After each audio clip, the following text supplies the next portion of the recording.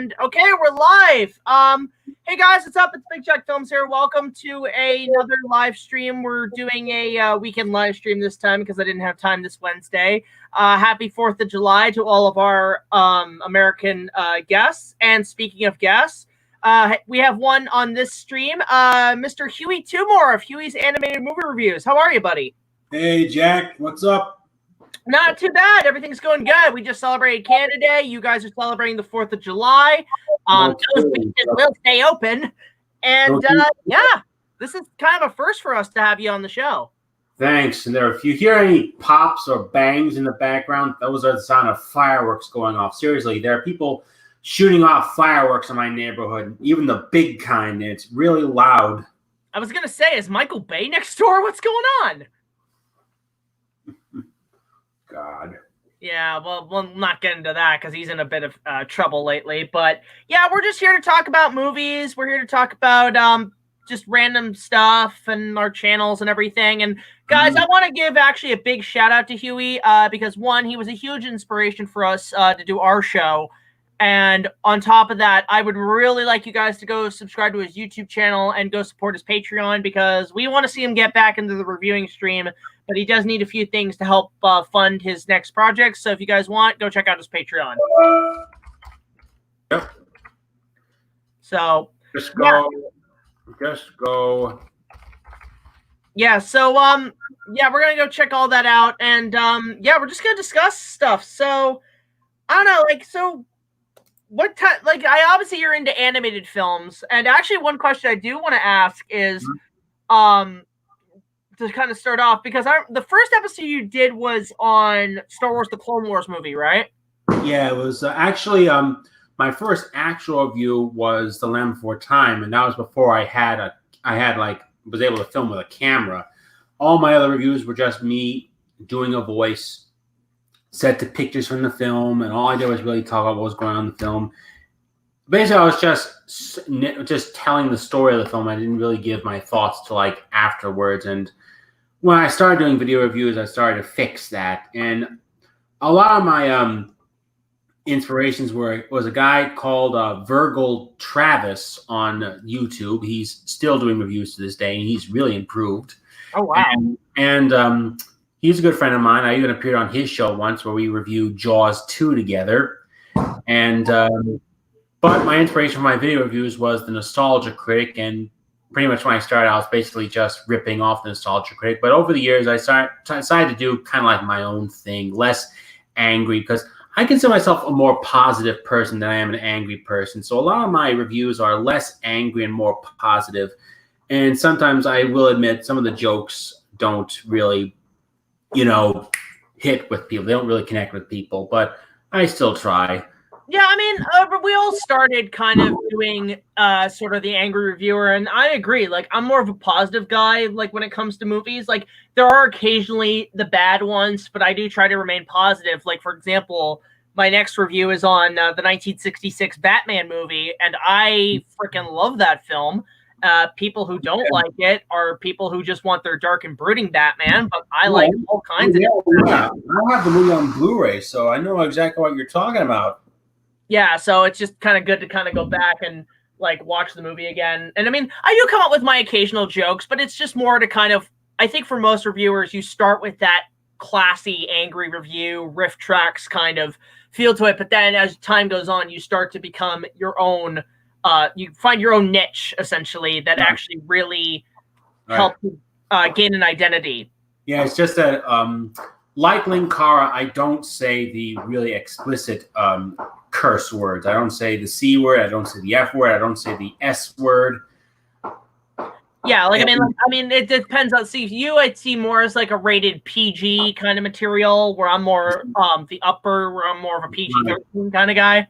Right, but Jack, I hate to say this, but I would really like it if you really if you kind of stopped using you can say the F word and the S word all you want, but the C word kind of makes me uncomfortable. I totally get that. There are a couple people who have come out and said, your swearing's a little too much and a little too extreme. And I agree. And I've been trying to really kind of knock that down a little bit because I do understand times have changed and everything. Right, especially with what came out about Channel Awesome and such, and all yeah, it's one of those things where it's like I'm not on either side of the argument. It's just because it's not really my place to have an opinion on that, honestly. In that sense, but to the point, it's want to go back to your official first episode of Hewy's Anime Reviews, which, by the way, your Land Before Time review, does that still exist? No, all my pre-video reviews are gone. Oof, yeah, because that was like me, like some of my early reviews. Because I started before I did the official Big Jack Films reviews. I started doing short movie reviews. In fact, my first review of all time was Dragon Ball Evolution, and it was like using old Windows Movie Maker, and oh god, those reviews do not hold up well at all. That's what I used too for my earlier reviews, Windows Movie Maker as well. But here's the thing: when I started doing other reviews, Windows Movie Maker can only do a certain kind of video. So when I tried exporting videos with Windows Movie Maker, and sometimes it wouldn't go all the way; it would stop and it would crash. So we all had that problem. So I had a friend, Sam Fleming, aka South Jersey Sam. He for a time he did reviews, but before then he was an AMV maker. He made animated music videos. I was in a rut and I asked, Sam, could you edit this review for me? It keeps crashing. He said, he was very nice. He said yes. And he's been my editor on some of my reviews. But recently, 2014, my mom got me Magic's Movie Edit Pro 2014 edition. And oh my God, it's a lot better than Windows Movie Maker. It's tedious, but it's a lot better. And that was me with what was it? Because in my earliest videos I used Lego Studios, like that really old child's program for editing, and then I got into Windows Movie Maker, and I thought it's not really for me as technology was advancing. So I actually reached out to the same company who made Lego Studios, and their most profitable editing software is Pinnacle, and I've been using Pinnacle for years. It is known to crash, but it comes with all these features like green screen, all these effects and everything, and it does wonders, and it's really cheap. Yeah, Magic's Movie Edit Pro freezes too, and sometimes I have to turn off my computer in order to make it go again.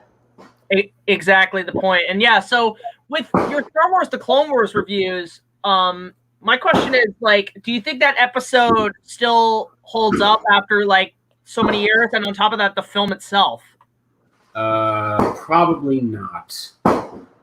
The review or the film? Both. Yeah, I mean, I'll admit the movie was. I mean, when I thought it was okay, but looking back and compared to the animation now on Clone Wars, it's like it looks like an episode of Reboot. Right, and honestly, back then I was working without it. I was honestly working without a script. Really, I could have sworn you had that all scripted. No, it wasn't until like I think season 2 or like towards the end of season 2 or the beginning of season 2, I started writing scripts. I mean, I've always been a script writer, and I remember my reviews being extremely short. And technically, honestly, like when it comes to, I guess, the positive aspects of this lockdown and everybody staying home is that it does kind of allow you to go back to basics and not, because I think over time, as my projects get more ambitious and bigger, you start to realize what happened to the simpler days. So nowadays I'm doing a lot more at home and as a one-man crew like I used to. And it actually is kind of refreshing to do something small rather than something big. Yeah, I'm still working on videos, but I can't do reviews right now because the memory card slot in my computer broke. And now I can't upload footage of myself onto my computer, and I can't make any new video reviews. But I'm still trying to make other reviews. I'm trying to make other videos in the meantime. I'm uploading old reviews onto YouTube.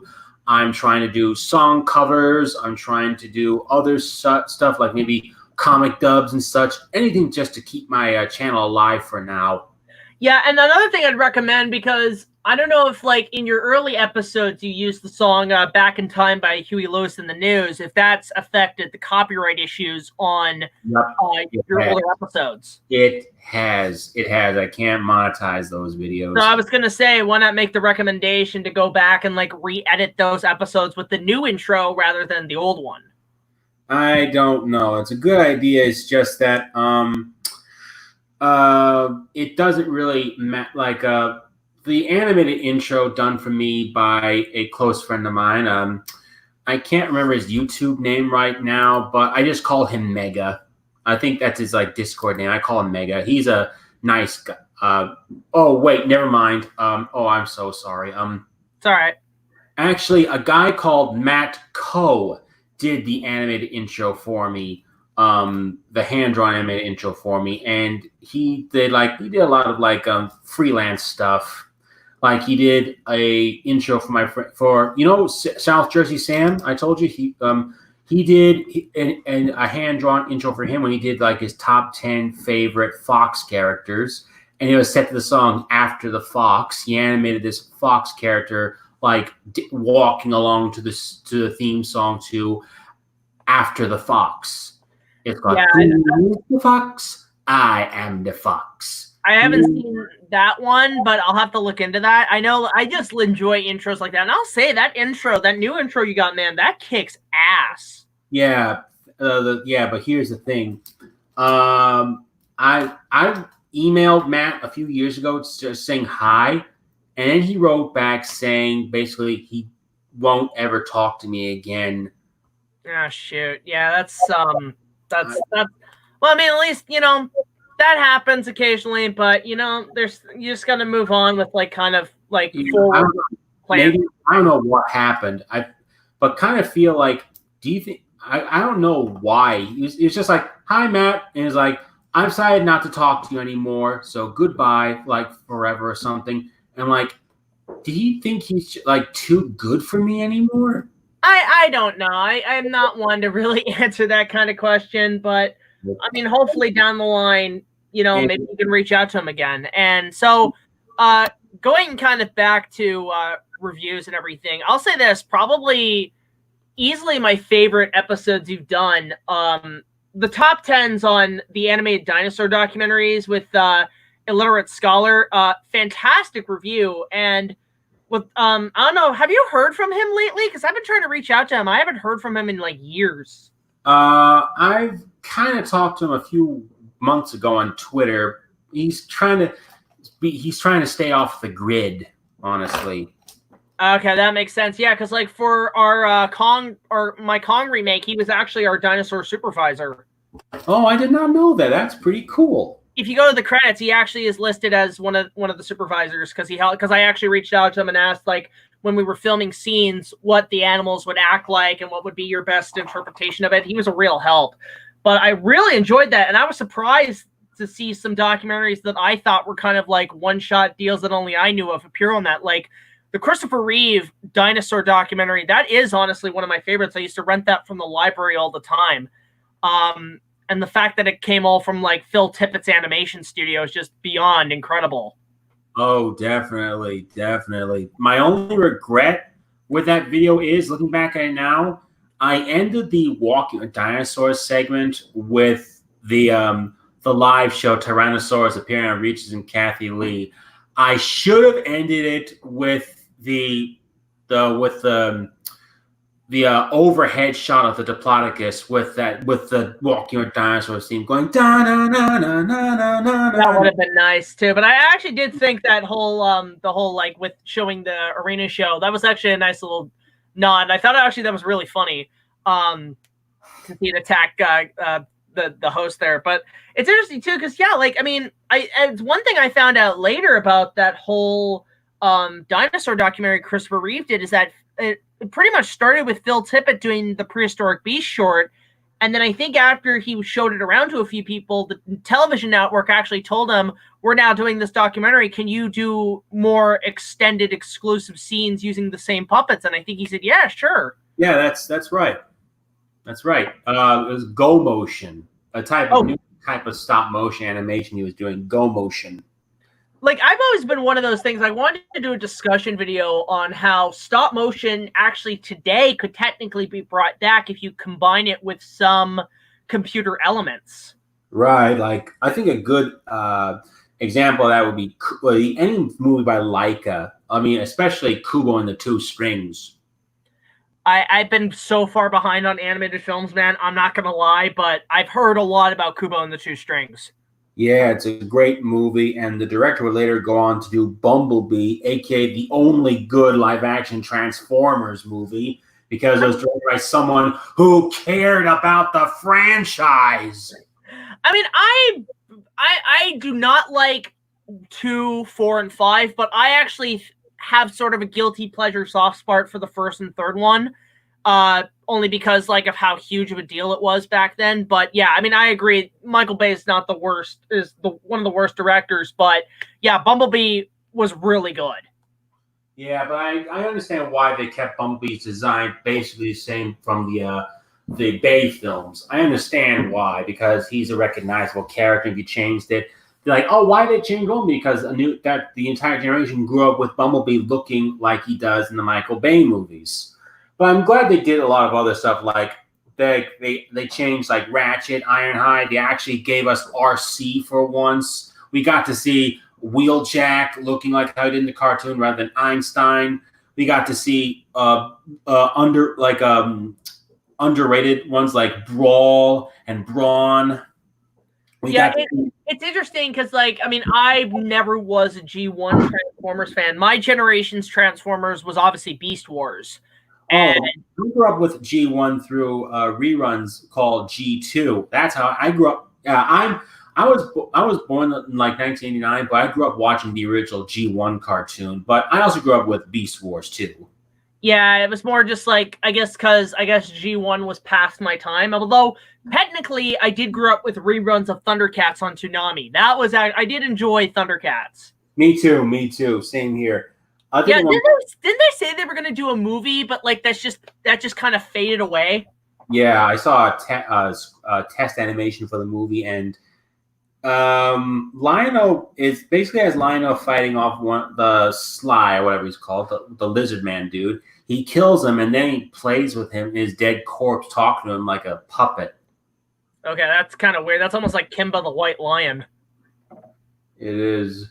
Weird. Yeah, that's really weird. Now, actually, a question I do have is, what would you say is your most animated guilty pleasure? Meaning a movie that a lot of people say is bad, but you actually really enjoy. That is a tough one. There are a lot of them, but I guess one of them would have to be The Page Master, because honestly, it got me into wanting to read books. I love Page Master. It introduced me to Dr. Jekyll and Mr. Hyde, Moby Dick, Treasure Island. It's Lon Silver, voiced by Jim Cummings. Of course, it's amazing. Yeah, it just got me interested in those stories. It's interesting too, because I think one of my cosplay plans now is to do the Page Master. Oh, cool. Like, because I don't think I've ever seen a Page Master cosplay. So I'm like, all right, mission objective acquired. Oh my goodness. Yeah, so yeah, that's definitely a good one. It's weird with like guilty pleasures for me, because it's more about like either the movie looks big but didn't do well, like something like Once Upon a Forest I love to death. Just watched it recently, and I found it a very good, like, probably has one of James Horner's most underrated scores. But other than that, it's like things like I really enjoy the kind of obscure, low-budget animated films. Like, I know a lot of people have issues with it for its historical inaccuracy, but I really enjoy The Magic Voyage for how silly it is. I used to want to watch The Magic Voyage all the time as a kid. Well, I never got past the opening. I always had to like go home or something. But when I was old, I watched the end. I was like, did I really want to watch this crap? Well, it's funny because I had fun with it as a kid, and I know now it's not historically accurate at all. But one thing actually is funny. I went to Fan Expo last year, and I met Corey Feldman, really nice guy, by the way. And I just asked him about it and he just looked at me like, "Wow, you remember that?" I'm like, "Yeah," and I just said, was that just kind of a paycheck job, or was that more just like you had fun with it? He said it was kind of both, and that the real reason the one thing he actually really enjoyed about doing it was a lot of the songs and he actually got to interact a lot with Dom DeLuise on that project, and he said Dom was a really fun guy to be around, and singing with him was just hilarious. I bet it was. Yeah, and it's just interesting to see that, like, a film that kind of a lot of people forget about, and like these stars kind of remember. It's like it's Ever After, the final film, I believe, by Filmation. I don't think Filmation made that movie. Oh, they did. That was the last thing Filmation did, and then they went bankrupt. No, Magic Voyage was an Italian. It was a European-made movie. Filmation. I'm not talking about Magic Voyage. I'm talking about Ever After. Ever After, yes, Ever After is the last movie Filmation did. That's right. Yeah, and it's the movie that pretty much made them file for bankruptcy. I do not blame them. It was trying to be a sequel to a beloved Disney classic. And that also had Dom DeLuise in it. How about that?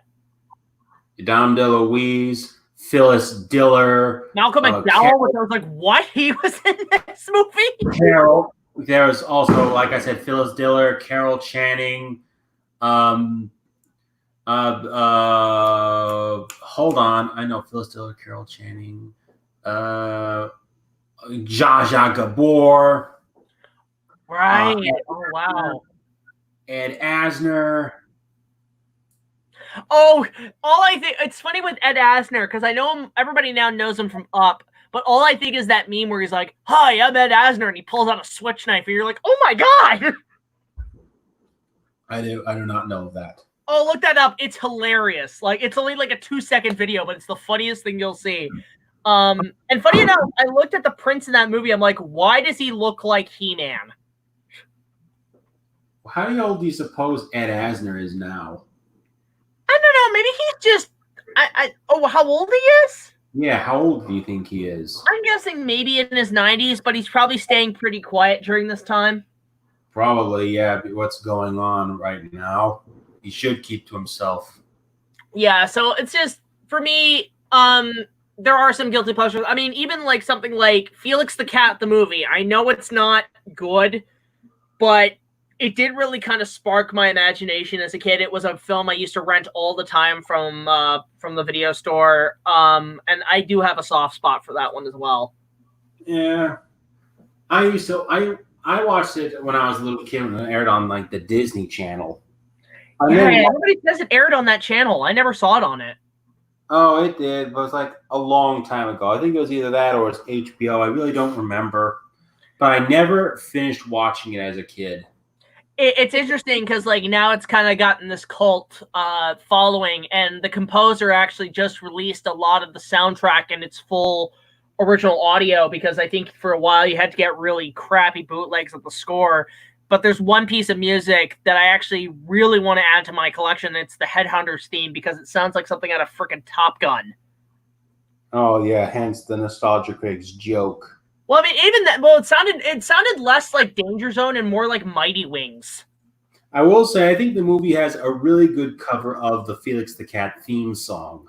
It's yeah, that's the thing. It's a great movie, but I just like it how it is a weird movie, but it does kind of play around with the idea of dimensional travel, and that was something that kind of introduced me to that. And it also is essentially a Star Wars ripoff. Yeah, I mean, the main villain is a combination of Darth Vader and Mysterio. Yeah, and it's not just that. You have your Princess Leia, your droids, your Han Solo, your Jabba the Hutt. It's like they took the whole trilogy and made it into one condensed film. Also, how can you take your villain seriously when he falls over, like he trips over his cape and falls down from his throne? Stop them, Wack! They're escaping! Exactly. How can you take a villain seriously when he does a pratfall like that? Well, at least did they add a cartoon sound effect? I don't think they ever did to that. No, Was it like Dennis Nedry in Jurassic Park? No, I don't think they added a cartoon sound effect. But seriously, like, and whenever I hear Master Cylinder now, I just keep thinking of Frisky Dingo. I don't know who that is, so... Dingo is an animated show produced by the same guys who do Archer now. Okay, phrasing? Okay, yeah. I get what you mean. But yeah, so one thing I actually did want to discuss too is, like, I'll say this. Your Mighty Kong review is far superior than what I did, because I just kind of passed by it. And did yours come after or before my episode? I think it came after yours, but I didn't know of your review then. Yeah, because I think I was still kind of starting off, and everything. But yeah, that review is probably my personal favorite, because even looking back on mine, I'm like, yep, this movie sucks. I so want you to do a reaction to my review. I'm going to do that, actually, because I haven't watched it in a while, and I could use a good little laugh. So long as the Lana Film Company doesn't come after me, because that was the biggest issue with mine. It was there for years, and then for some reason, the Lana Film Company still exists, and they took down my video because they just didn't like my opinion. I tried to get it appealed, and they said no, so I had to re-edit it where it's just still images, so at least then there's less of an issue. But man, I did not expect that.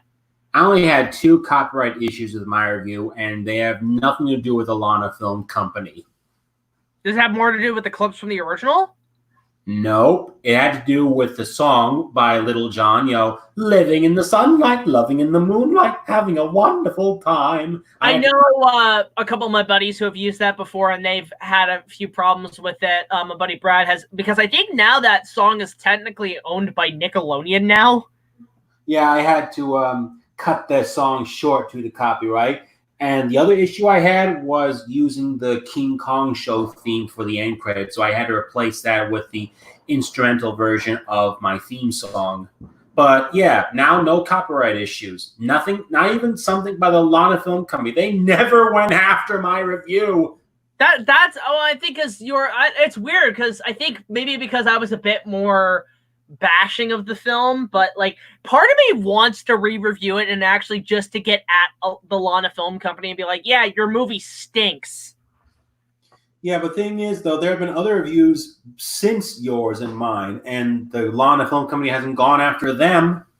Yeah, I think it's because mine was probably the highest viewed as well. So they either go after high viewed videos or they go after, bashings, essentially. It's kind of weird, honestly. I tried re-uploading it, and that didn't work either. What else has the Lana Film Company done? I think that's the only thing they did, because I guess they spent a lot of money more on the actors than they did, any of the animation. That's for sure. I remember seeing like the VHS cover and seeing like Kong fight the T-Rex. I'm like, okay, we get to see sort of this Land Before Time sort of fight scene. Nothing. It was like, what, 2 seconds? 5 seconds. Oh, God. Yeah, and it was... I mean, they had some interesting ideas. I thought the casting was okay, like, especially for Dudley and Jodie, but they were wasted. In fact, I'd say this, Dudley was probably the more entertaining actor in the film. Like, he was the only good thing about it. Speaking of which, I recently read the 1996 draft of King Kong by Peter Jackson. Ooh, did you? And what are your thoughts? I both liked it and didn't like it at the same time, if that makes any sense. There are technically 2 drafts. They got as far as 2. I think I read it was just really weird seeing thinking of Carl Dem stripped down to his boxer shorts, drugged on this juice along with Captain Englehorn and Herb. Yeah, I forgot about that scene. Yeah, it was kind of weird too, because it's like, for some reason, you look at the concept art for Denim, why does he look like Dr. Applecheeks from the Tom and Jerry movie? Well, I don't think it was just a thing. I don't think they casted an actor yet. Like you said, they were thinking of casting Robert De Niro as Carl Den, and I don't think that they would have asked him to gain weight for the part.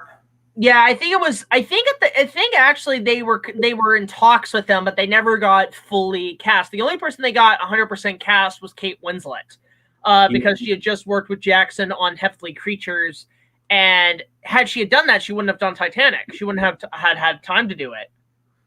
Hmm. Also, Carl Denham was a real scumbag. He felt like a porno director. The Oh, way, that's the one thing I loved about that draft is how they made him this character that you just want to just you're just like, oh, like a Billy Zane, you're just like, oh, just die. yeah, he was. They made him like a porno director. Like he's talking about filming in the wild of animals mating, and the only reason he wanted to go to Skull Island was to film native girls without tops on. Well, it's funny that line actually technically did kind of make it in the final film with the other filmmaker guy with Jack Black, and he's like, "Oh, will there be boobies?" In my experience, people only go to these films to observe the undraped form of the native girls. It's like, what are you, an idiot? Yeah, yeah. And yeah, Carl Denham was like a real scumbag to the Indonesians too. Like where the native women's like, oh, we are a very considerate people. It's like, oh, that's too bad. I would have loved to film the girls with their boobs hanging out. I was thinking when the guy was like, I can't believe I tried to shake your hand. Okay, I'm not gonna lie. That actually is kind of a funny line. Was that was? I can't remember if that was in the script. No, he didn't say it. Just I felt like that's how I felt the guy was feeling. Like you're like this guy's an asshole. I tried to shake his hand. That line, I cannot believe I shake your hand. Like that should have been in the script. That actually would have been pretty funny. I think my favorite part was showing Jack Driscoll's lumber business, and there's this one guy with like a huge metal splinter sticking out of his leg. And it was like, and it showed like I thought Jack was going to be like an asshole, but it did show some considerate side. Like he's like, "Hey, how you doing? It's like, how's your wife doing?" It's like she's going to give birth. Amen. Yeah, and it's revealed that Jack pulled it out of his leg. It's like, get him to a hospital quick. And right before they closed the ambulance door, it's like, here. You dropped this envelope in my office, and the guy smiled before they closed the doors. The ambulance. Yeah, it's interesting too how they show him in the lumberjack business because I thought the way I would kind of introduce him in that shot would be kind of similar to like you remember there's that shot in Terminator 3 when sort of the montage with John Connor and they show him working in the mine. They kind of pan up to him as he's digging. It's kind of the idea of an opening shot I would have done with Jack Driscoll at that point, is have him where you see him digging and then he just kind of pan up to him. I will say this. I would love to see this abandoned draft be adapted into a comic book. A comic, or if anything, like if I had the money to do Kong again, like if I had the legit money, I would make that film happen. No, it would be too expensive. Honestly, just make it a comic book. A lot of old abandoned movie drafts are being made into comics right now, like the original Alien 3 draft, the original Planet of the Apes movie, and Frank Miller's original RoboCop 2 script. Yeah, it's interesting too because I want to see that with like Tim Burton's Batman 3, even though Michael Keaton is now coming back. It's like, you know, that would be a better idea, is just to turn the third Batman film into a comic. Oh, same thing with George Lucas's original draft for Star Wars. That's being made into a comic. So I'm thinking, why can't they do the same with the 1996 King Kong draft? Yeah, it's interesting because, like, yeah, I would definitely do that. That, or actually, one thing I've considered is turning it into a Lego feature. Oh, okay. So do it all in with Lego sets and actually make it look like the old Lego Adventurers toy lines from the 90s. I get you, but would you be okay with it being a comic book? I would love it to be a graphic novel. Like, I would love it to be maybe at least like a 200-page graphic novel. Sweet. Also, I'm hoping there's this guy on YouTube who's doing like who does the show based on like movies that were never made. He talked about Sylvester Stallone's Edgar Allan Poe movie that was never made, a bunch of abandoned He-Man movie drafts, Hulk and Iron Man, and I posted, you should do an episode on the 1996 draft of King Kong. And every time I've said that on his videos, he's favorited them. Yeah, actually, one thing actually is another abandoned project. Did you know that Sylvester Stallone was supposed to be in a Batman movie? As who? Batman. Oh, okay. And it was for, believe it or not, he was the original casting choice for the fan film Batman Dead End.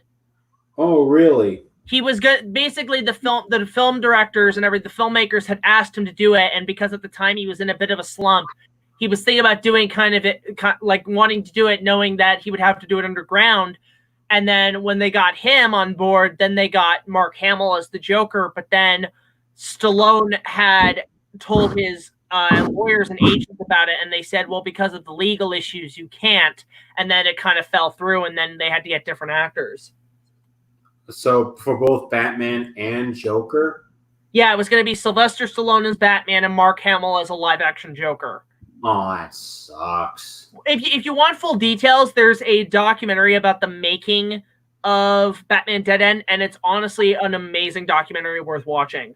What's Batman Dead End again? That's the one where Batman fought Alien and Predator. Oh, that one. Okay. Yeah, that was supposed to be Stallone and Mark Hamill. Okay, that would. Oh man, that would have been interesting to see Stallone and Hamill in that.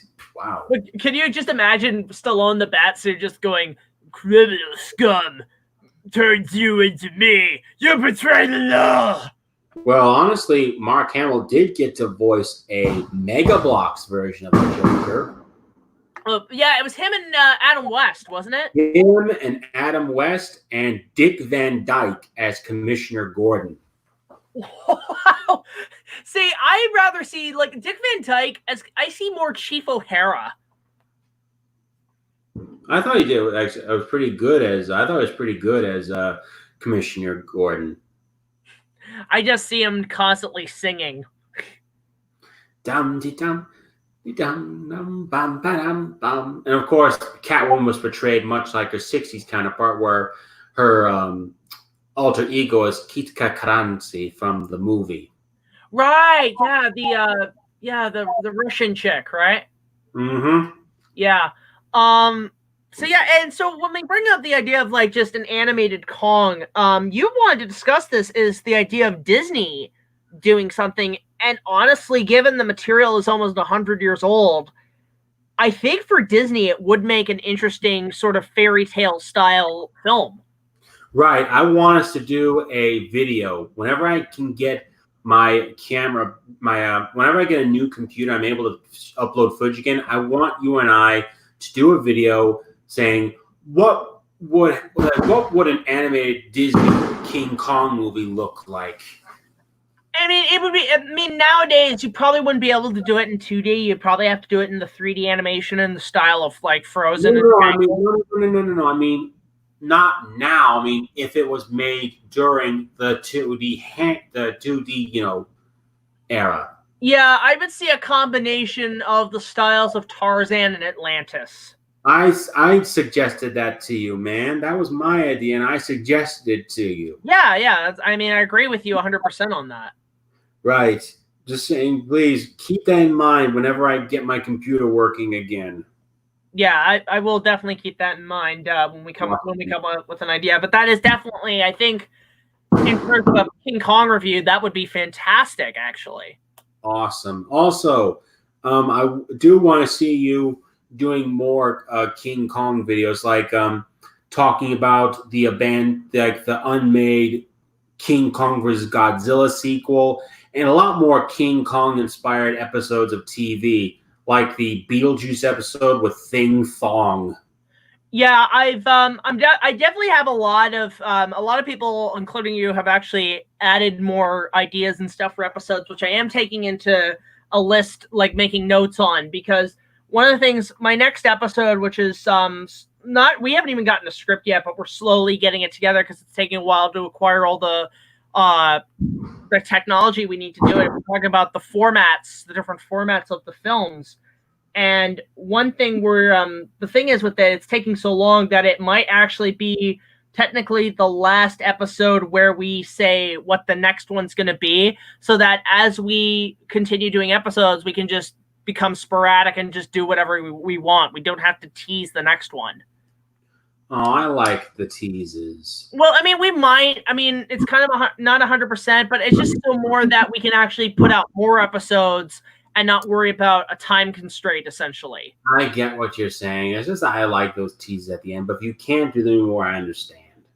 Yeah, it's just more about let's try to like give it where we can actually talk about more without having a schedule, essentially. Right, And exactly. it's mostly because of what's happened right now has completely put all of our big, ambitious projects off completely out of whack. So now we kind of have to just do more kind of stay-at-home reviews, which is a lot of the suggestions are definitely worth doing at this time. Jared, Jared's asking, say BigJackFilms and Hewy Toonmore. Do you guys think that Jack Driscoll in the 1996 script is similar to Rick O'Connell from the Mummy movies? I would say yes and no. I do see a lot of Rick O'Connell, but more so, it also the script reminded me a lot of The Rocketeer. SSJ for Jason. Yes, we already know about that. Jack already mentioned the Kong suit being used for Goro Goro in his King Kong Escapes video. We already know. I do occasionally get the repetitive, trivia that I've already covered. And normally when people have a question like that, if I've already reviewed something, I do link them to the previous review. Also, Count Ibis. No, hand-drawn animation is not dead. Oh, definitely not. I know there are still, like, hell, I think I've seen a few people on social media actually do animation on par with Disney, and it's really impressive. Yes, especially I'm still waiting for that that Hullabaloo steampunk project to be finished. I don't know when that's going to be, but I hope it's soon. It looks very promising. And I'm honestly surprised too that like Disney isn't hiring these guys. Right. Because, that's my biggest thing is that these guys are actually, they're doing all this fan-made stuff and Disney ain't looking at like, we should hire these people. Jared, what's my favorite review? I don't really have one, honestly. I don't really have a favorite review I've done. I mean, I've said mine, Mighty Kong, top 10 dinosaur documentaries. Actually, one I forgot to mention, but I really like is The Little Engine That Could review. Oh, thanks. The one I did with the Wilstonator. Yeah. Yeah, because it's like, it's funny because one, I really enjoyed the review. I thought it was very funny. I thought it was very entertaining to watch and kind of reflecting on that because I grew up with that film. But yeah, also, I was surprised that you never grew up with it. And for a first-time viewer, you're like, this is really good. Yeah. I'm surprised I never watched it as a kid either. It was really funny in that video, especially with Will. Will is one of the funniest people I've ever known in my life. And it was great doing a video. I was a really big fan of his Thomas videos before he became big in the brony community as Thespio. Is he still doing stuff? Yeah, he's still doing stuff. I think he's like a professional actor now. Oh, wow. That's impressive. Because I loved his portrayal of the media grubber, and I'm like, man, I got to work with that guy one time. He's funny. I don't think he's ever going to do the media grubber, but it was fun while it lasted. But hey, he's big in the brony community, and he's getting a lot of work acting, voice acting now. So I'm really happy for him. That's actually really impressive of him. And I guess was the media grubber just sort of like a one-hit wonder with that episode? I guess he said he was thinking of doing a review series of the media grubber, but I don't think that ever happened. That was more just like a one-hit wonder kind of thing. Yeah, sadly, it was a one-hit wonder kind of thing. No, nothing wrong with that. I'm proud of him. He's a really cool guy. Also, SSJ4 Jason, inappropriate, dude. Very inappropriate. Thick thong series. Yeah, look, I've already covered the Kong pornos. I don't think there's really any more that exist. If there are, I'm going to be shocked. No, thank you.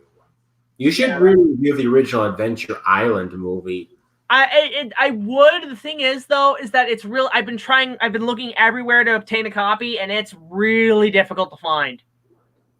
Oh, really, Jared? You are? Do you have any animation you could show us?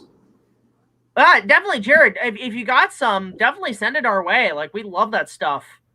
Because one thing I've actually really admired from my fans is just the amount of fan art I've been getting. It's like, it's amazing. And part of me wants to do like a montage version of my intro with just fan art because some of it's just crazy.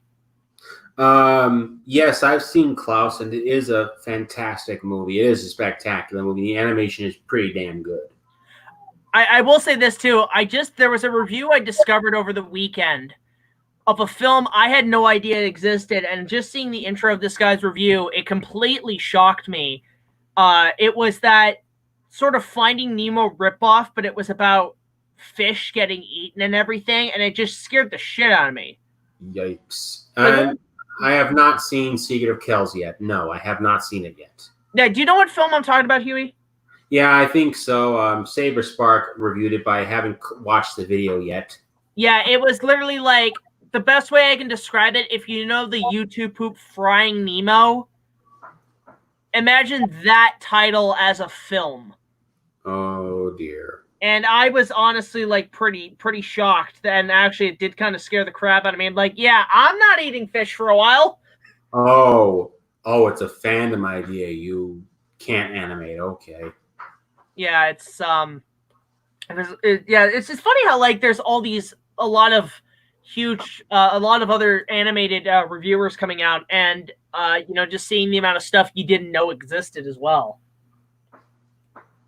What's a film that you think needs a remake? Ooh, that's a toughie. Well, I know what mine is. Mine is definitely The Lost World, but I know there's that's stepping on sacred ground there, but definitely the Conan Doyle novel. Trying to think of some others that could really use a remake. That's a tough question because we've had so many. How about Congo? That could definitely benefit from a remake. Yeah, that'd be actually pretty good. Actually, I would love to see Universal cover that. Did they own the rights? Did they make the movie in the 90s? What, Congo? Yeah. Was that them? I can't remember the company who made it. I don't think it was Universal. I think it was another company. They just did it to capitalize on Jurassic Park. I was trying to think what movie could use a remake that would be really good. Gwanji, how about that? Gwanji for sure. That is a given. Or hell, just take projects that never got off the ground. Like War Eagles would be a fantastic film. Definitely, War Eagles would be great. Or Creation, even make a retro style Creation movie. Make it black and white. Have the dinosaurs be stop motion. Well, yeah, especially nowadays, you could probably make that on a shoestring budget. Yeah, definitely. Just trying to think of what films could use a remake. That's tough. That's really tough. Because I would rather it be a film that actually wasn't good to begin with, and if you can make it better. Oh, a bad movie make into a good movie. That's a good question. Aragon definitely needs a reboot. Aragon needs a reboot. Percy Jackson's already getting one. Yeah, Disney's doing that, but seeing what they did with Artemis Fowl, I'm like, ooh, good luck with that. Rick Riordan's going to be involved with the series, unlike the movie series, so I have faith. Yeah, I agree. I mean, this one's kind of treading on again, sacred grounds, because it is one of my favorite films, and I know the rights have been kind of up in the air, and you probably know about more than I do, is The Last Unicorn. Oh, definitely. That movie needs a remake. Actually, if there's one movie that I think needs a remake, but it needs to give it its own different style and have be continuous as a one studio franchise, I hate to say it, The Wizard of Oz. I agree. I want to see a more faithful adaptation of The Wizard of Oz by L. Frank Baum. I don't mind. Oh, go ahead. I want to see stuff we never got to see in the Judy Garland movie. I want to see the Kalidas. I want to see the field mice saving the lion from the poppies. I want to see I want to see the Land of the China Dolls. I want to see the Hammerheads. I want to see all that. Part of me wants to see it where it's yeah, we're gonna do more on the book, but we're still gonna basically make a bigger budget adaptation of the film as well. You're staying true to the original while also adding stuff. I think if people ever tried to do a Wizard of Oz remake, people would just throw a hissy fit thinking it's touching sacred ground with the original 1939 movie. Yeah, it's just I think honestly the story behind the film is actually more interesting than a remake itself. That reminds me, I had a great idea for a biopic. Which one? Okay, here's how. Okay, I'm going to describe you the trailer. Okay. Okay, it's black. We fade in on water, and we see a buoy. Okay. Okay. Ooh. Yep. But biopic on the making of Jaws. Then right when it goes bum bum bum bum, we hear cut. The shark is not working. Repeat, the shark is not working. And that's what the movie be called. The Shark is Not Working. The complete opposite of The Shark is Still Working, which is an amazing documentary. But oh my god, that would be great. Like what did you call it? What? I would call it The Jaws Log. The Shark is Not Working. Yeah, if I ever meet Steven Spielberg, I'm gonna pitch the idea to him just like that. And if you want to go for accuracy, you reconstruct the shark as it once was in making the film. Yeah, definitely. My idea would be sort of like that, but I want to do a biopic on the making of the 76 King Kong, make it about Dino De Laurentiis and his career. But one thing I would do is obviously rebuild all the sets from scratch, and make it like even the Big Kong, I would go back to the original design and make it all that. But the one piece of casting I would do, Margot Robbie as a young Jessica Lange, would be spot on casting. Oh, that sounds really cool. But honestly, if a movie like that were made today, I doubt they would actually build a 40-foot tall Congo, but they would probably make it CGI. Well, CGI, or you build a styrofoam model of the same Big Kong, but you CGI the movements. Right. Just have some consistency, because I think building it out of styrofoam and stuff would be a lot cheaper. Plus, I would go for kind of the style of Once Upon a Time in Hollywood, where it's more, it's got that 70s grit to it. Gotcha. So definitely would do that. Or hell, a biopic on Marion C. Cooper. Marion C. Cooper. Yeah, that would be cool. Oh, here's something. Jason built up 20,000 Leagues Under the Sea would be a perfect choice for a remake, considering how much he's actually making things. I got one better for you. I want to see a faithful adaptation of Jules Verne's Journey to the Center of the Earth. Ooh, can this one have dinosaurs that don't last for 10 seconds like the Brendan Fraser film? Well, no dinosaurs, but there would be a plesiosaur, the ichthyosaur, there would be mastodons, giant ape man, some like creatures that actually appeared in the book. Yeah, that would actually be good. Or, definitely those old Lost World films, aside from The Lost World, could use remakes. The Land That Time Forgot, things like that. The Lost Continent, even. I actually want to adapt those into projects. Like after King Kong, when I'm done with my King Kong project, I want to do all the others. I want to do Guanji. I want to do The Lost World. I want to do Land That Time Forgot. And I already have plans on how to do each of them. Okay. Well, here's the thing. With Guanji, I want to make all the dinosaurs scientifically accurate. And I want to give Guanji like a smashed-in, scarred-up face. Ooh, so kind of like the original concepts for Kong 05, but like actually done this time. Right, and I want to exclusively use dinosaurs that are known in America, like dinosaurs actually found in the Wild West. Okay, yeah, I could totally see that happening. And for The Lost World, I want to go with dinosaurs that are specific to South America.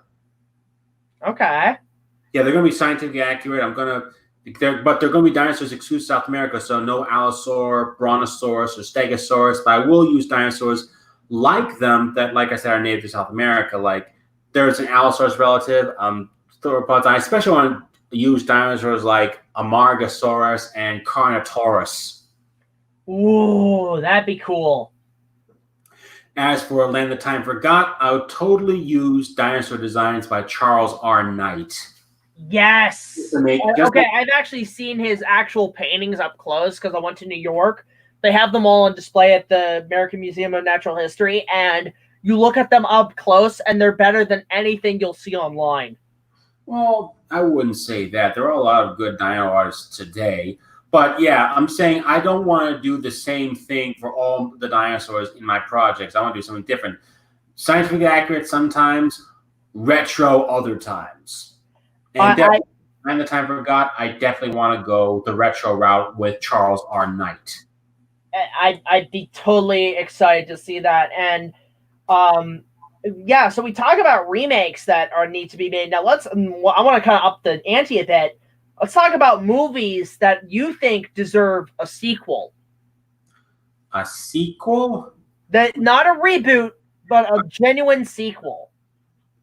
The only one I can think of is Dread.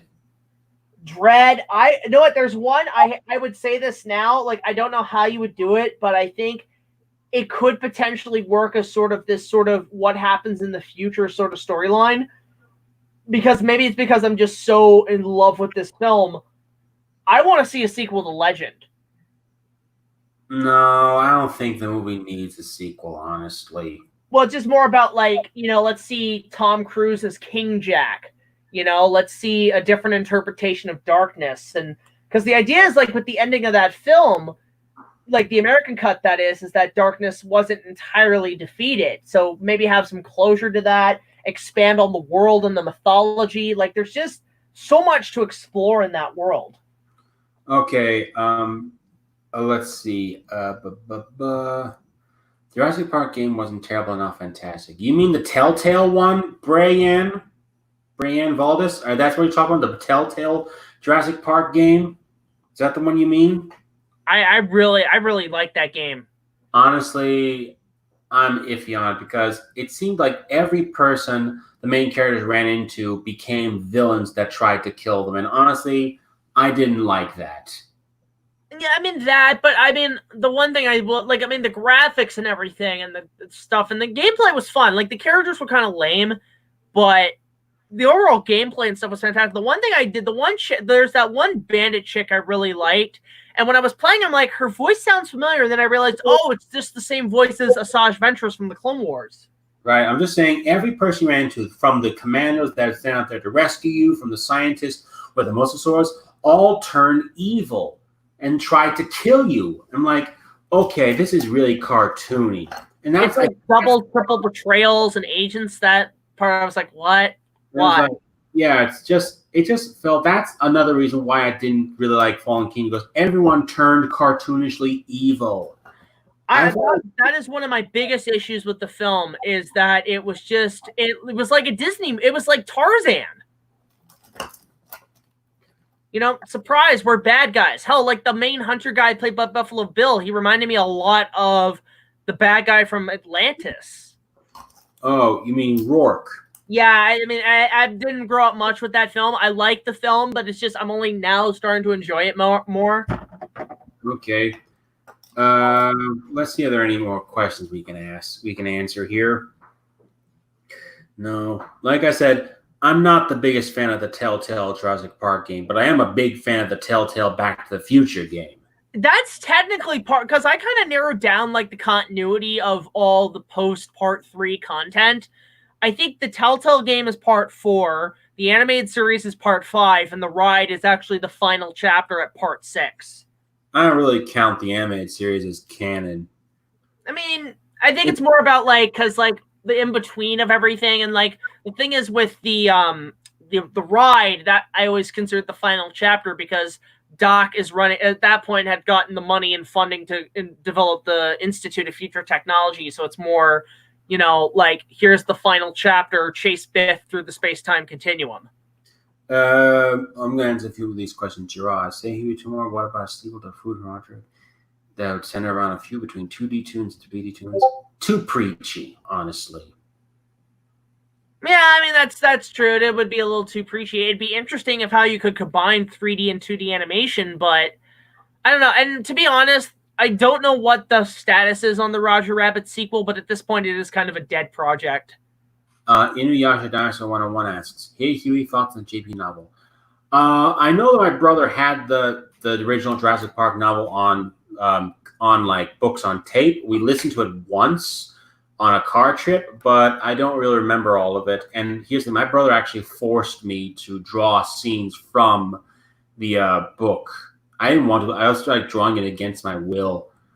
But I don't remember a majority of the book, but I have seen those. Like there's one dude on YouTube who does these drawings set to the audio book, like the scene with the T-Rex coming out of the paddock and Nedry's death at the Dilophosaur. Those are amazing. Yeah, it's like I read the book honestly, and to be fair, I think Spielberg really kid-friendly the book, because you tried to make that a solid adaptation, it would have been a hard R.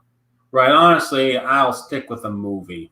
I mean, I love the movie, but funny enough, because of the amount of sequels they're making now, I mean, I'm counting on the next one to be pretty good, because they've only had a few slip-ups, the franchise, but part of me wants me to see this one as the final chapter, and then if they want to continue the franchise, I would say they should go the It route, and basically not remake the first film, but just basically, instead of calling it Jurassic Park, call it Michael Crichton's Jurassic Park, right, and do much more based on the novel, but take both books and split them into 2 movies, and there you have a 4-film franchise right there. Okay, Dark Nova Films too. We already have a remake of Beast in 2000 Fathoms. It's called Godzilla 98. Yeah, I'm going to have to agree with that. I mean, not actually, but it is pretty close. Only that it's missing is Godzilla attacking a lighthouse. I mean, that's kind of like saying Reptilia is a remake of, I don't know, like Pulgasari. Actually, Reptilian is a remake of Yongari. Oh yeah, I know that, but it's like it's pretty much the same kind of, like, you know, that movie was made to rip off Godzilla 98. Okay, guys, slow down with the questions. I can't answer all of them. Thoughts on Nasutoceratops? He's okay. I'm actually more a fan of Triceratops, Cosmoceratops, and Medusaceratops. Favorite horror author? Oh, that's tough. Yeah. I'm going to have to say probably at the moment Stephen King, really. Why not? You know, he's really the only one anybody really knows now, aside from, like... That reminds me, I want to see a director's cut of the recent Carrie remake, because originally it was made to be more like the original book, but the studio interfered, had the director reshoot a bunch, so it would be more like the original Brian De Palma movie. And yeah, I think I heard it. Funny enough, that movie was actually shot in my hometown. Really? Yeah, they actually filmed a bunch of stuff in Old Town Newmarket. And the thing is, how can girls in that movie make fun of Carrie when she looks just as attractive as they are? My biggest question is like, you know, you're trying to make it look like the De Palma film set in the 70s, yet everybody has cell phones and shit. No, I'm saying it's not trying to take place in the 70s. I'm just trying to say it's like, what I'm saying is the original version of the movie was trying to be more like an adaptation of the book, whereas the studio wanted to be more like a remake of the De Palma movie. Yeah, it kind of made no sense. I mean, I enjoyed the remake. I thought it was actually pretty solid, but... The De Palma movie is much better. Oh, it is much better. I just saw the remake as more of an anti-bully film. Like, it's on par with, like, Unfriended, which I actually find to be a guilty pleasure film. But... here's the thing, though. Here's the thing. When Carrie gets blood dumped on her in the remake, those people are actually laughing at her. But when they show scenes of her in the shower, like, why would you do, like, if you actually did it nowadays, like something like that, you would get, like, expelled for life. And I don't think people would really laugh at something like that. Whereas in the original film, when Carrie is dumped with blood and her mother is screaming, they're all laughing at you in her head and they're all laughing. They're not really laughing at her. It's an anxiety attack. No, they're not really laughing at her. She just snapped. She just thinks they're laughing at her. Yeah, it's an anxiety attack for her, and I totally get that. I'll say this too about the remake. It was less a remake of Carrie and more of, I call it midichlorians the horror movie, because literally there's literally a point where Carrie is doing a forced choke, which that shouldn't. I just think the horror in Carrie should be subtle. She shouldn't be like rah, intentionally hurting people. In the original Carrie movie, she just had that blank face, like she wasn't in control of her actions when she burned down the high school. And I think she only snapped out of it when she got home. It's like she didn't realize what she did until she got home. It's like, oh my God, what have I done? I think the one thing I'll say too about the remake is like when she does attack the school, it's almost like she realized she has the powers of a god and realizes she's almost indestructible. And to be honest, if you had the powers of a god, you'd pretty much want to do whatever you'd want on the first day too. So, in a way, they kind of made it a bit realistic character-wise, but at the same time, it was just like, I look at her, I'm like, why aren't you, like, you're literally doing force chokes. Why aren't you waving around a lightsaber at this point? Say, Hewy, Toonmore, and BigJackFilms, what do you guys think of a remake of Dinosaurus? Ooh, I can do that. I'd be up for that. I wouldn't mind. We had a remake. We had a remake. It's called The Jurassic World. Very funny. Favorite actors and actresses from the 1930s and 50s? I don't really have one. It's already known that James Cameron loves Resident Evil. Which, the movie or the game? If he likes the game, Cameron, can you please make that instead of Avatar? Well, I heard James Cameron is a really difficult person to work with. Here's the thing. People asking Cameron to do stuff after his Avatar franchise, honestly, I doubt that's going to happen. I think he's going to do this franchise and then he's going to retire. I don't think nobody wants an Avatar sequels. Nobody wants an Avatar franchise. I want him to just make good movies again. Oh, let's see. What was he going to... Oh, yeah. Speaking of James Cameron, Jack... Nostalgia Critic recently reviewed Alita Battle Angel, and I advise you not to watch it. I mean, I have watched it, but I thought it was just kind of I mean, I love that movie. That was honestly the best movie of last year. I know, hence why I asked you not to watch the NC's review of it. Well, I was a little too late on that, man. But I thought I thought it was just but honestly, the movie itself is just like, you know, when I saw that, because I was like, okay, you know, I know live action anime movies very rarely work.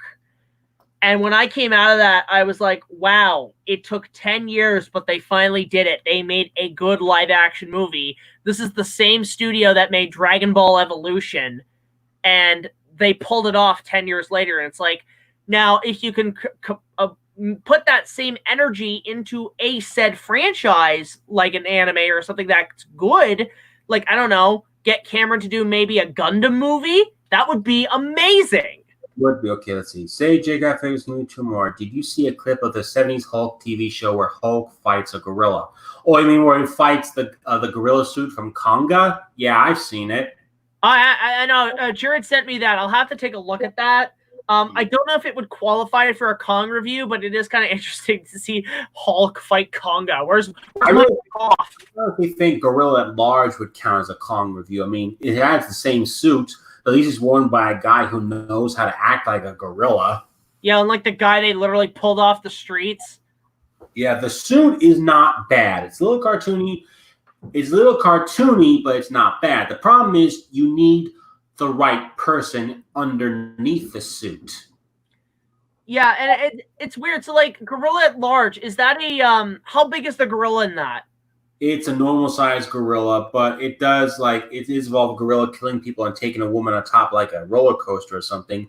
Plus, it has Raymond Burr in it. Ooh, okay. So he went from wow, he went to from big giant Japanese monsters to a small one. Holy crap! There is that one film that kind of predates King Kong that has an ape capture a woman on top of a building, and it has that sort of Dr. Caligari look. I've been looking everywhere for that, and I want to review that one. Oh, it has Bela Lugosi in it, doesn't it? Yo, is it Murders of the Rue Morgue? I think so. Yeah, I'm gonna look around for that one because I'm thinking about making that a Kong review and basically calling it the first Kong movie, technically. Yeah, go for it. Oh, and yes, the Kongus who has appeared in metal films. You might even recognize it as the Roman from Robot Monster, except he's not wearing the head. He's wearing really? Yeah, the Konga suit is the Roman from Robot Monster, except instead of the gorilla mask, he's wearing a diving helmet. Now I need to wonder if this suit still exists. Probably not. I mean, it's over, like, I guess 70 years old. Yeah, it's like this thing has been used in so many things. Like, that got its money. Okay, the suit is not good in my opinion, but it got its money's worth back then. For humans, there is no escape. You should be a human, not a Roman. Yeah, and obviously the influence of the Roman was seen in Minion from Megamind. I even point that out in my review. Wasn't the Robo Monster also seen in Looney Tunes Back in Action? Yes, he was. So there, I think the suit does technically still exist. No, but I think it was a remake suit. Well, take that remake and then redo the mask and you're all good. Yeah, let's see. They had the robot monster. They had a plant monster. They had, the brain from The Fiend Without a Face. And of course, without the BBC's permission, they had Daleks. Did they get sued for that? I think so. I think the Daleks were included upon Steve Martin's request. And yeah, they probably got sued for it. And so now they have to pay royalties to the BBC. Yep. Geez, so no wonder you don't see that movie much anymore. Yeah, and plus they had the pod from the original Bridge of Age of the Body Snatchers, including the actor from that movie, and he's all black and white going, "They're here, you're next, you're next." It does kind of remind me of how they put Humphrey Bogart in Last Action Hero. Yeah, I heard the guy from that also played him in The Man with Bogart's Face. Oh, wow. Yeah, I think CR reviewed that movie. Yeah. Chad Rocco, a.k.a. the guy who hosts Familiar Faces, reviewed that movie. That's how I know. Yeah, it's funny, too, because I heard the story about how apparently they're going to be doing a new movie starring James Dean, and James Dean is going to be completely computer-generated.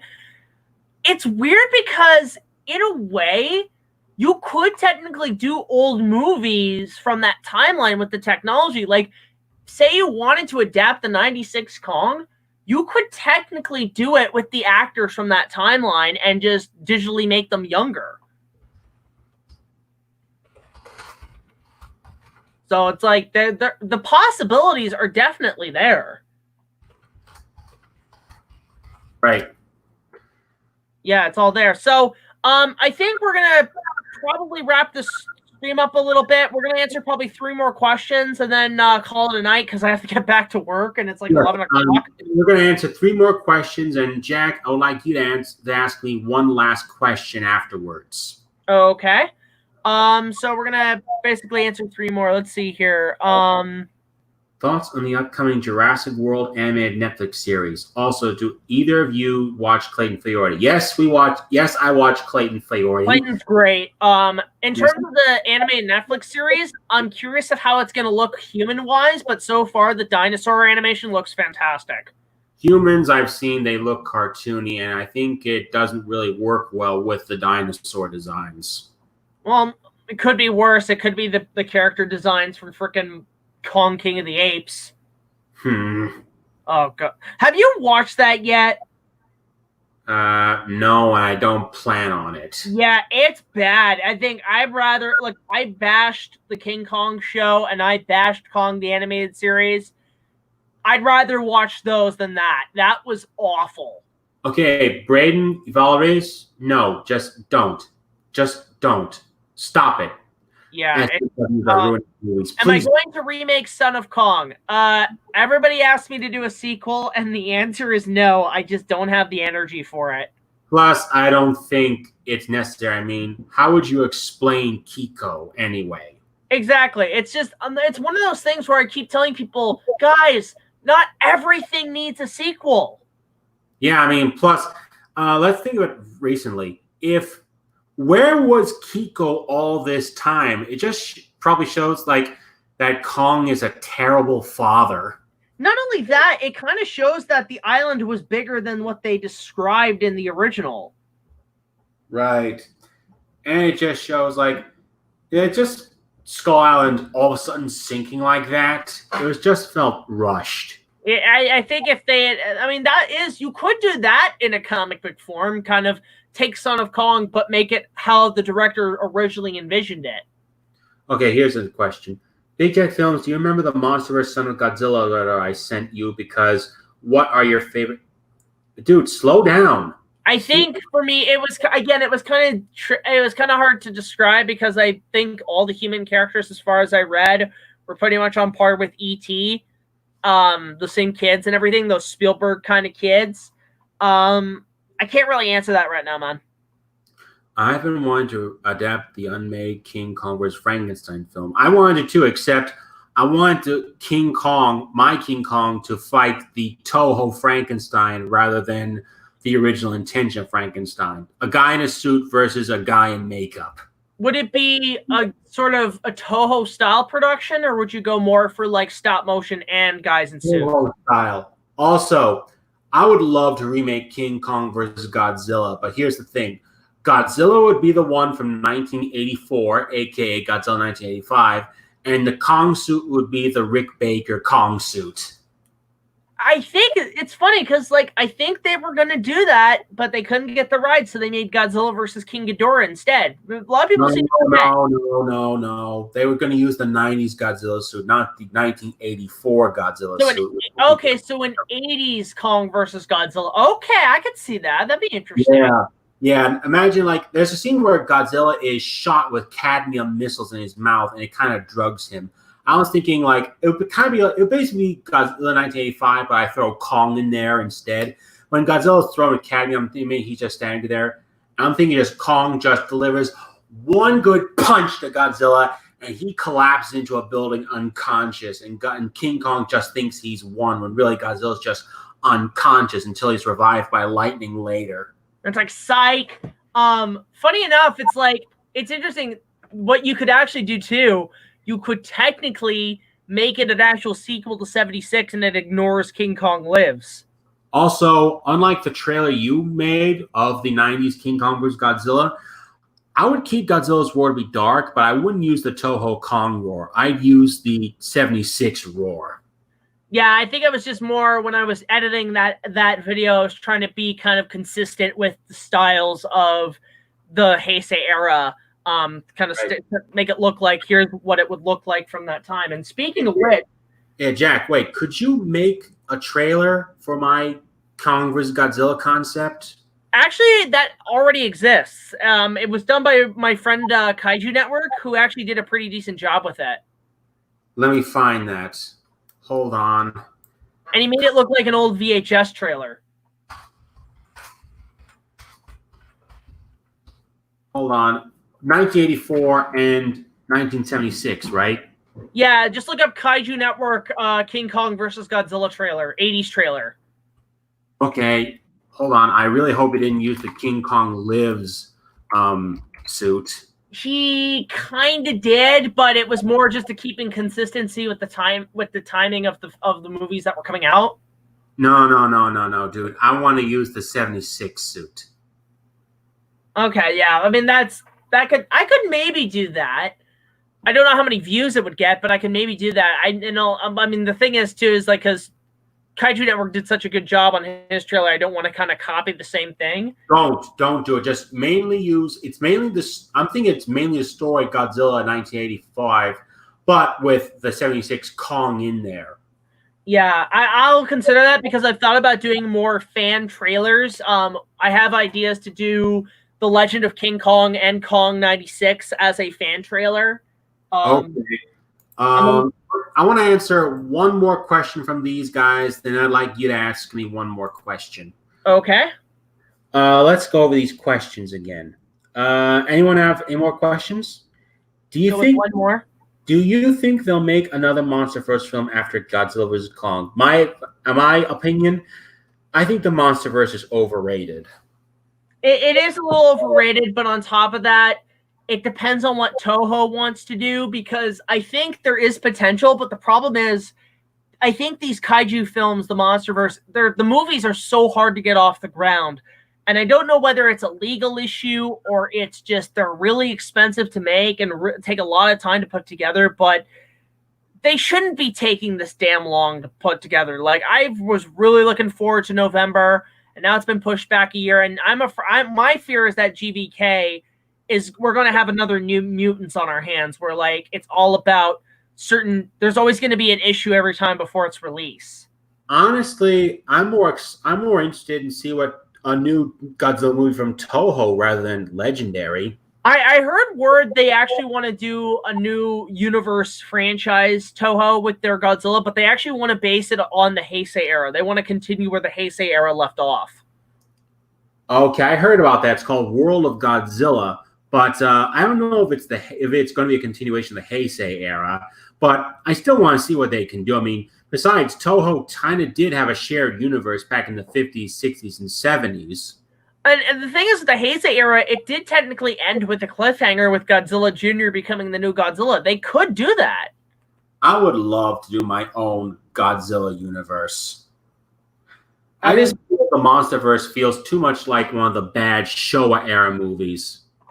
Yeah, the only thing I would like to maybe see in a film is the full Stan Winston Godzilla model be used at some point, because that is a beautiful. That to me is the design I've always wanted to see. It is. I heard there is a comic actually based off that abandoned draft. Oh, really? Yeah, it's like a fan-made comic based off the abandoned draft of Godzilla versus the Griffin. Ooh, that would be really good. Okay, so final question for you, Hewy, that I have. Please be King Kong related. Be King Kong related. Okay. Oh, this is a tough one. This is really tough. If you had to, I'm trying to think of an if question or something. I got to think of this for a sec. If you if you had to remake the film, which you're doing in your amazing artwork, who would you cast in terms of, if you had the money and time, who would you cast for the 3 leads? I have no idea, honestly. Damn it. I really don't think of actors when I make the character. I just think of the characters. Okay. I just want to make it my own way. If I have to think of someone, I have to look at an actor and try and make them look that. No, I want them to look how I want them to look. All right. You get what I'm saying? Yeah, I totally get what you're saying. Now, what studio would you hand it to? Like, what studio would you go to get the finances? I don't know. I would say maybe, I don't know, trying to think of, like, what's a studio that could actually really pull that off now? I don't know, because I'm just afraid the studio might interfere. Yeah, true. Lydia, are you... okay, Lydia, enough with the naked... yeah, I've seen that storyboard that's from the beach scene, but it's not really that important. So wait. This is from the Bo Goldman. Yeah. There's a couple storyboards that still survive from that. I can send them to you. And no, I don't know. I don't know, man. Yeah. But Anne was going to be naked, or it's just like one scene. I think it was going to be like the whole from like Kong's lair to when they got back. Like, I've seen most of the storyboards, and they are pretty interesting. Oh boy, then the movie would probably not get a PG-13 rating. Yeah, that would be interesting. So, actually, here's a question I would ask: if you were to say put dinosaurs in the '76 remake, how would you go about making them match with Rick Baker's suit? That is a good question. There would probably be a mix of puppets and people in costumes, kind of almost like The Land That Time Forgot, except try and make them a little more scientifically accurate, or try and do something like Carnosaur did, except a little better. Yeah, I mean, that's my only issue with Carnosaur, is that the little tiny dinosaurs, they look like something out of the Muppet Show. Right. I wouldn't really fill the entire place with dinosaurs. Like, based on the budget, I probably wouldn't really have that many dinosaurs there anyway. Maybe a fight with a Tyrannosaur, maybe a Brontosaur or two, but that would probably be it. Well, funny enough, deleted scene that's in the script and also might have been shot, but I don't think it got past the production phase. There was going to be a scene where the crew, Jack and them, were going to come across a set of those giant snakes on the island. There actually was more than one. Honestly, though, if I had to look at the 76 Kong, I don't think dinosaurs would be able to fit. In my opinion, try putting in giant animals. That would be interesting. Like we got a giant snake, we got a giant gorilla. What else could we get? Like giant versions of modern day animals in there. I would go with like for the T-Rex fight, replace it with like a giant, almost saber-toothed tiger. Maybe. Or even like for like the swamp scene, I would go with like maybe even like an elephant, like a mammoth of some sort. No, I'm saying, no, I mean just saying giant animals. No dinosaurs, no prehistoric creatures, just giant animals. Think of like what Kong Skull Island did. Okay, in that sense. So yeah, a giant saber-toothed tiger for the fight with Kong and the T-Rex, but then for the swamp, I would go with like a really big crocodile, like a really big one. Okay, just think realistically. Like, That okay, is realistic. It's a crocodile. Giant reptiles can work, but I can't see a giant cat, is what I'm saying. Okay, yeah, like we're not going Night of the Lepus here. Oh, actually, for the swamp, I would go with a real, almost a hippopotamus, but with like bigger teeth. Maybe I could definitely see a giant bird in there somewhere. Ooh, maybe like a vulture. Yeah, maybe a vulture. Which was actually, for the Legend of King Kong, if they hadn't gotten the pterodactyl, they would have done it that, actually. There's actually going to be giant vultures in my Kong project, actually based off a creature called Argentavis. Okay, I could dig that. Yeah, Argentavis was like a giant prehistoric vulture, maybe a little bigger than the modern-day condor. I was actually considering, like, if I were to do it, like, say, recreate that scene where Jack comes across the bloody T-Rex and that bird's pecking him, I would have actually replaced that with like an Archaeopteryx. Okay. You know, just make it more consistent with the prehistoric life. So yeah, there's that. So I guess, yeah, we're gonna probably cut the stream now. I want to give a big thank you to Hewy Toonmore for joining us. It was really fun actually talking about movies with you for a good hour and a half. You're welcome, Jack. I hope to co-host another stream with you again sometime. Yeah, I'll keep you posted. It was definitely fun, and I'll have you on again sometime. Just a few updates for everybody. I want to just let everybody know we are currently working on merchandise for our channel. We have somebody helping us make buttons and everything, so we'll let you guys know when where merchandise can be sold. And we're also going to be putting copies of our VHS and everything along with the merchandise. So we'll keep you guys posted on that. Right. Please remember to subscribe to my YouTube channel and to donate to my Patreon, patreon.com/Hewy Toonmore. I could really use the support, you guys. Please do, guys, because Hewy was a huge influence for us on the channel, and we want to help a brother out because without this, we wouldn't have our channel without Hewy's involvement. So a big thank you to him. Please go subscribe to his channel. Please go support his Patreon. If you can get live streams going, man, you know, you could probably do this on your own as well and have people on your channel to kind of pad out the time. And hell, if you can get, the super chats going, that'd be great too. Yeah, but I don't have a camera on me. I mean, you can probably do them just like this. These are actually pretty good too. Okay, I'll think about it. Thanks, Jack. No worries. Yeah, I mean, I'm always throwing out ideas for people. So, of course, guys, if you have any more questions, let us know in the comments. And if you want to send us fan mail, you can. So at this address, BigJackFilms, P.O. Box 326, Queensville, Ontario, L0G1R0. And we'd love to hear from you. So until the next video, guys, like, comment, subscribe. I'll see you guys later. BigJackFilms and Hewy Toonmore signing off, saying Happy 4th of July. Go celebrate the fireworks. And I got to get back to work. And go subscribe to Hewy and support his Patreon. See you at the movies. Anime movies, that is. Exactly. All right. Later, guys.